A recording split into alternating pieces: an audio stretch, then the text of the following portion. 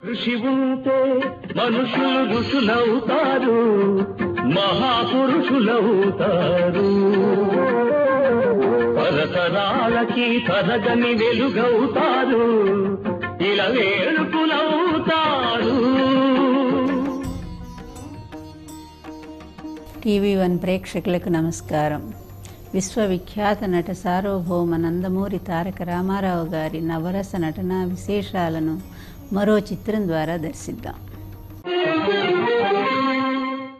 భక్తి హాస్యరసాలకు అధిక ప్రాధాన్యం ఇచ్చిన చిత్రం పరమానందే శిష్యుల కథ. 1966లో శ్రీదేవి ప్రొడక్షన్స్ కింద విడుదలైన ఈ చిత్రానికి దర్శకత్వం వహించింది పి. పుల్లయ్య. పరమానందే శిష్యుల కథలో ఎన్టీ రామారావు మహారాజుగా నటించారు. అయితే ఆ మహారాజు విలాసాలకు బానిస, కానీ పరమశివ భక్తుడు. అతడిని పూర్తిగా మార్చే దిశలో కథంతా నడుస్తుంది. పరమశివుడిగా శోభన్ బాబు తలుక్కున మెరిశారు. ఈ చిత్రానికి ఘంటసాల స్వరరచన చేశారు. పాటలన్నీ ప్రజాదరణ పొందాయి. సముద్రాల, శ్రీశ్రీ, సినారే, సదాశివ బ్రహ్మం ఈ చిత్రంలోని పాటలు రాయడం విశేషం. అపరశివ భక్తి గల దేవకన్యగా కెఆర్ విజయ నటన ఆకట్టుకుంటుంది. ఆస్థాన నర్తకిగా ఎల్. విజయలక్ష్మి తన నృత్యంతో అలరించారు. కథకు మూలమైన పరమానందయ్య పాత్రలో నాగయ్య హుందాతనాన్ని ప్రదర్శించారు. ఆయన శిష్యులు ఎంతో అమాయకంగా చేసే పనులు ప్రేక్షకులను కడుపుబ్బ నవ్విస్తాయి. తోట సుబ్బారావు గారు నిర్మాతగా, సి. పుల్లయ్య గారు దర్శకత్వంలో ఈ పరమానందయ్య శిష్యుల కథ 1966లో ఈ చిత్ర నిర్మాణం జరిగింది. ఆ పరమానందయ్య శిష్యుల కథను తీసుకొని దాన్ని ఒక చక్కటి రాజకుటుంబానికి ముడిపెట్టి మరి ఈ చిత్రాన్ని నిర్మించడం అనేది చాలా విశేషం. గొప్ప దర్శకత్వము పుల్లయ్య గారు. అద్భుతంగా అసలు ఇక ఆ చిత్రం విడుదలయ్యాక అది చెప్పాలంటే అప్పటి వరకు వచ్చినటువంటి పాతాళ భైరవి తప్ప మరి మిగిలినటువంటి జానపద సినిమాలన్నిటికంటే టాప్లో ఇది 19 కేంద్రాల్లో మరి శతదినోత్సవాలు జరుపుకుందంటే ఆ చిత్రాన్ని ఎంత బాగా ఆదరించారు. ఆబాల గోపాలం.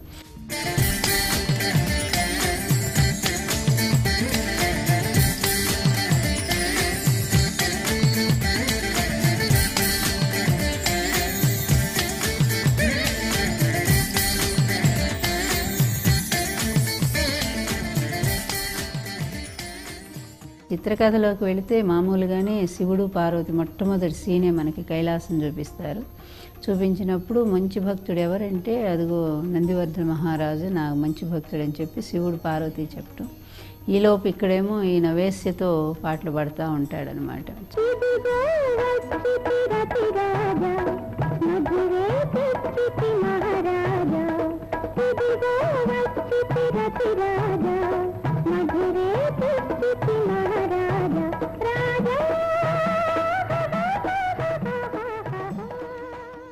సరే, ఈ శివుడు ఎప్పుడైతే నా మహాభక్తుడు ఇడుగు అని చెప్పి పార్వతీదేవి చూపిస్తున్న టైంలో ఈ రాజు ఆ వేశ్య దగ్గరే, అంటే ఆ రాజ నర్తకి దగ్గరే ఆటల్లో పాటల్లో ఉంటాడు.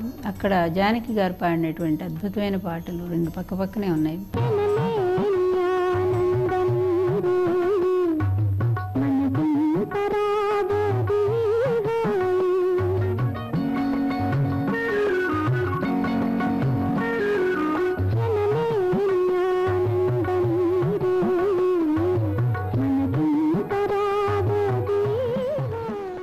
అట్లా ఆమె ఇదిలో పడి ఆ రోజు కార్తీక సోమవారం, అంటే వీధిగా అతను ఎటువంటి వినోదాల్లో ఉన్నప్పటికీ కూడా ఈ రాజుకు అలవాటు ఏంటంటే తెల్లవారుజామున లేచి శివుడికి శాస్త్రోక్తంగా పూజ చేయటం అనేది. నందివర్ధన మహారాజు అంత గొప్ప శివభక్తుడు ఆయన. కానీ ఈమెతో ఆడి పాడి అలిసిపోయి నిద్రపోయినటువంటి రాజు కార్తీక సోమవారం రోజే సరైన సమయానికి వేళకు నిద్ర లేవలేకపోతాడు. లేచి చూసేసరికి మరి గంటలు వినిపిస్తూ ఉంటాయి ఆలయంలో నుంచి. చాలా ఆవేదన పడిపోతాడు. అయ్యో నేను ఇంత అక్కడ చక్కటి పద్యం కూడా ఉంది ఘంటసాల గారిది. మధోన్మత్తుడవై నిద్రించావు, ఇప్పుడు ఎంత వేళ అయిందో చూడు. రాజమందిరం విడిచి పూజా మందిరం మరచి రాజనర్తకి ఇంట్లో ఉన్నావు. ఇప్పుడు వేళ అతిక్రమించకుండా శివ పూజ ఎక్కడ చేస్తావు, ఎలా చేస్తావు? అందులో నేడు కార్తీక సోమవారమే. మూర్ఖుణ్ణైపోయాను, ఇంత వ్యసనంలో పడిపోయి నేను శివభక్తి దూరం అయ్యాను. కనీసం ఏదో ఒకటి ఆ రూపంలో ఉన్నటువంటి ఆ శివలింగ రూపంలో ఉండేటువంటి ఏది కనిపించినా సరే, అది అయోగ్యమైనా సరే దానికే పూజ చేస్తానని చెప్పి అంటాడు. చివరికి అతని ప్రేయసి రంజని స్తనమే ఆయనకి శివలింగంగా గోచరిస్తుంది. ఆ పూలతో దాన్ని పూజ చేస్తుంటాడు. ఆ పూలన్నీ వెళ్ళి కైలాసంలో శివుడి పాదాల మీద పడతాయి. అప్పుడు పార్వతి అసహించుకుంటుంది, మా స్వామి ఏమిటి దుర్మార్గము, ఇంత హేయమైన పని ఇదేమిటి, ఆ నీచుడు చేసేటువంటి ఆ పూజను మీరు స్వీకరిస్తారా అని చెప్పి ఆవిడ ఆవేదనతో అడుగుతుంది. దుర్మార్గుడు, తుచ్చుడు, నీతుడు, విషయలోనుడైన నందివర్ధనుడు శుచిత్వమైనా లేకుండా అటువంటి పూజ చేస్తూ ఉంటే గ్రహిస్తాను నీకు అసహ్యంగా లేదా? అప్పుడు శివుడు ఆమెకి నచ్చ చెప్తాడు, అతను మహాభక్తుడు, అతని మనస్సుతో చేసే పూజ నువ్వు గ్రహించటం లేదు. అతను పాడు పనులు చేయొచ్చు, కానీ అతను మనస్ఫూర్తిగా నన్ను ఆరాధిస్తున్నటువంటి వాడు. పార్వతి, కుర్రెలో తింటూ బూది మేన రాచుకుంటూ పచ్చితోలు కట్టుకుని పామును మెళ్ళలో వేసుకుని శ్మశానాల్లో తిరిగేవాడిని నన్ను పరిగ్రహించడానికి కూడా నీకు అసహ్యమే అయింది. మీరు వాడు ఒకటేనా? మీరు పరమాత్ముడు, పరిశుద్ధాత్ముడు. అలాగే పరిశుద్ధాత్ముడు నిజమైన భక్తుడు ఎప్పుడు ఎక్కడ ఎట్టి పూజ చేసినా నేను సంతోషంగా గ్రహిస్తా. అయినా ఇట్లాంటి హేయమైన చర్యలు మీరు సమర్థిస్తారని ఆమె ఆవేదన. లేదు, ఇతను మార్చడానికి ప్రయత్నం చేద్దాము అని చెప్పి అంటుండగానే గంధర్వకన్య చిత్రలేఖ అక్కడికి వస్తుంది, శివుడిని మెప్పిస్తుంది. మంచి పాటలు ఉన్నాయి అక్కడ కూడా.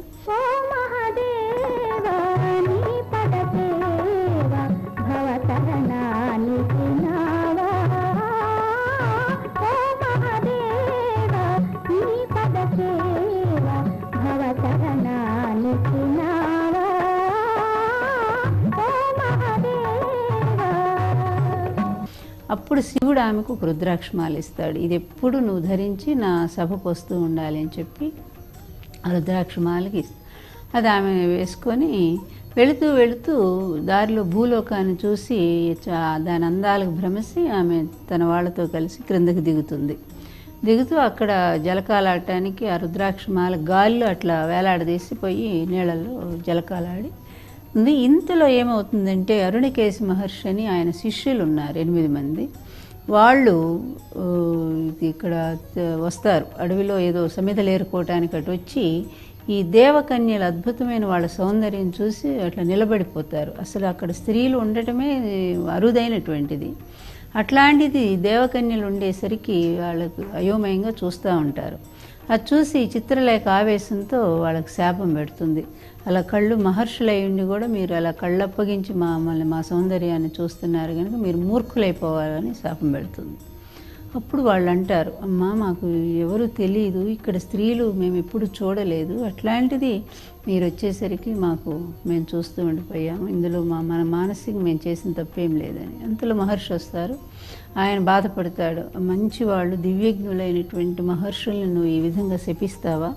అసలు మీరు భూలోకానికి రావడమే మీరు చేసిన తప్పు, పైగా ఇక్కడ మహర్షులు సంచరించే చోట మీరు తప్పు చేసి అమాయకులైన నా శిష్యుల్ని మీరు శపిస్తారా? దానికి నేను శాపం ఇస్తే ఏమవుతామనంటే, క్షమించండి మహర్షి అని ఆవిడ కాళ్ళ మీద పడుతుంది.